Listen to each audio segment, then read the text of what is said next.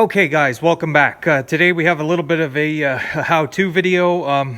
Most people probably know how to do this, but I'm going to make the video anyway in case anybody has any questions, because this application crosses several models of both international and case international utility model tractors. It's a large number of models that are set up this way, so this will cover pretty many tractors. So I have the Case IH685 here, and today we're going to change the hydraulic oil filter.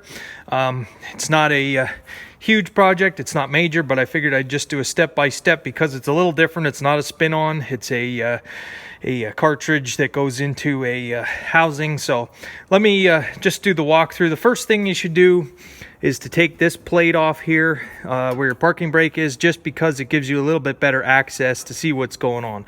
So you have two studs here to remove, so let's get into it.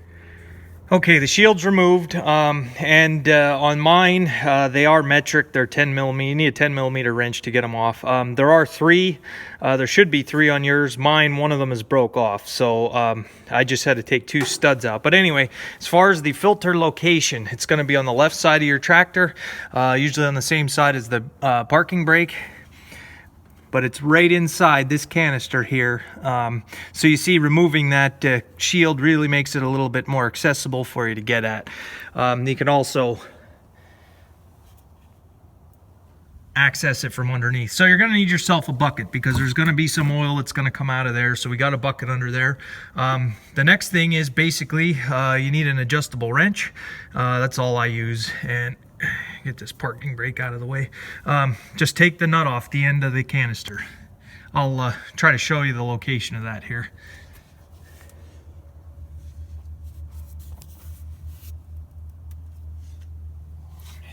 So let me get the old canister off here a while. All right, so we've got the old canister off the tractor. I'll just explain to you how this gets put together. Basically, this here outside of the canister, it seals on an O-ring on the tractor. That's what seals the oil. You've got your hydraulic oil filter here. This is your hydraulic oil filter. You can see what I mean by it's a kind of the cartridge style. And on the end, you're going to have yourself a screen here that catches some of the bigger particles here. I notice this screen is ripped there a little bit, but so that's going to be the filter and the cartridge. So, or the filter and the screen, I should say. I'll just set that there for now. All right, so over here on the tractor, you'll take notice where it mounts. And this it basically bolts to what I would refer to as kind of like the MCV valve of this series tractor. It's basically a valve here that has all your it's like a control valve. It sends oil different ways. Right around the outside there is your O-ring groove, and the center stud. Basically, if I can get a good shot of this.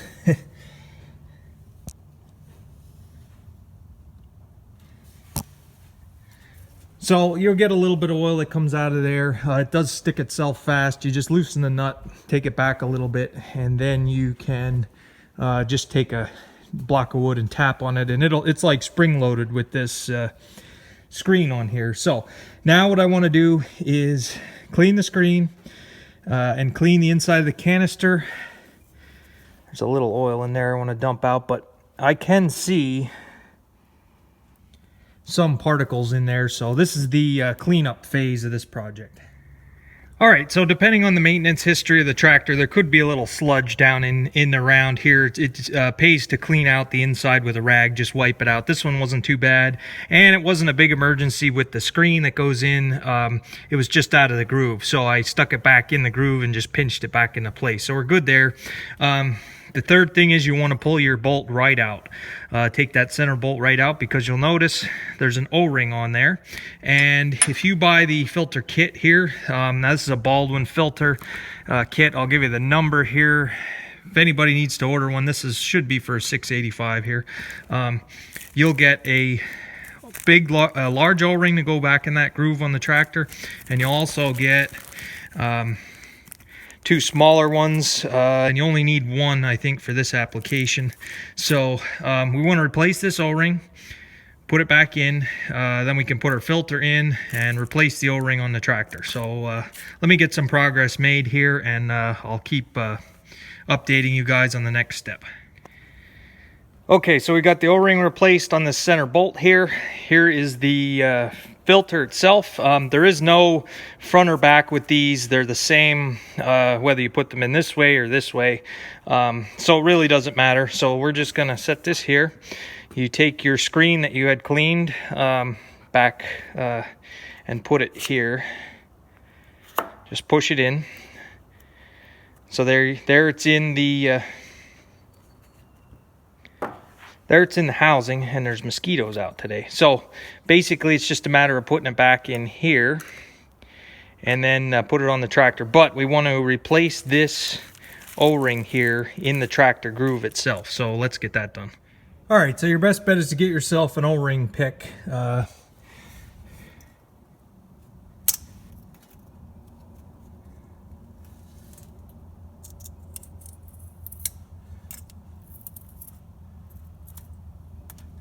And just pull the old one out.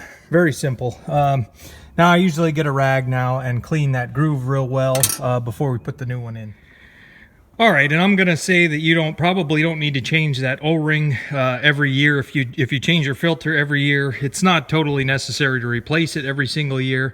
I don't know the history or when this was done last, so those O-rings tend to get hard over time, and you might have some leaking issues down the road. So next year, I'm probably not gonna bother with it. So we have our canister or our filter, and we want to put that in the canister here, and we're ready to put it back on the tractor. And it's just a matter of lining up the groove here with the groove on the tractor. Make sure it's seated on the O-ring, and you can tighten it down. So let's put it on. All right, so I'm just making sure my light's on. All right, so we have it back on the tractor here. And like I say, the biggest piece of advice I can offer with putting it back on is making sure that you get it in that groove. Some guys have it like turn to the side and it's not in the groove, and they'll crank it down, and right when you start it, you'll know it. There'll be oil running. So it's on now. Looks good. I'm going to start the tractor now and run it, and make sure, for one, we don't have any leaks, and for two, to get some of the air out of it. Now, there's no bleeding required to your hydraulic system. This will self-bleed. It's not a big deal. Just start up your tractor, let it run. You can hear, you might get some shuddering in the hydraulic system at first, and then it'll pick up the oil and go. So let's start this and let it run here a little bit and make sure everything's good to go.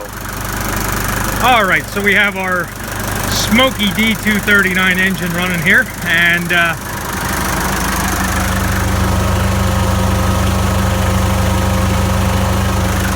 nothing leaking. That oil residue is from when I took the canister off. I do have to wipe it down. I should have done that, wiped it down first, but if it was leaking, you would know it right away if it wasn't in the groove. Now, it can seep a little bit maybe. It's just a matter of tightening the bolt down a little bit, and don't over tighten it. You can do some damage to your MCV valve. You don't want to strip the threads, being that it's part of that valve. Or else you have to start drilling and putting a tap in there or helicoil. It's not a fun job. I've done it. All right, so that's good to go. All we have to do now is put the shield back on.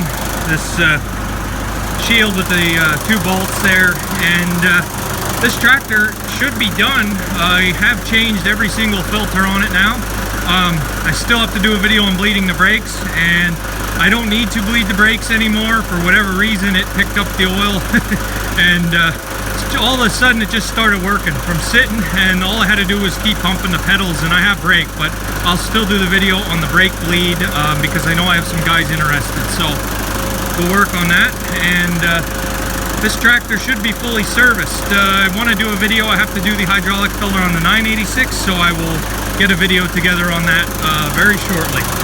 So that's changing your hydraulic filter on a International Case IH utility series. So thanks for watching, guys. Any questions, feel free to comment below. And we'll have a video tomorrow. And just one last note here, because I'm sure I should include it. You want to recheck your oil level after you've changed your filter, of course. That's kind of common sense.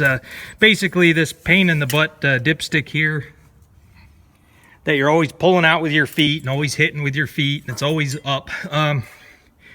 Excuse me, just double check the level, and this does need some. So we're going to put some hydraulic oil in this to top it off, and that goes in here. Here's the best spot to fill the hydraulic oil. Real easy location. Just take this plug out and put your oil in and recheck. So all right, now I'm done. Thanks, guys.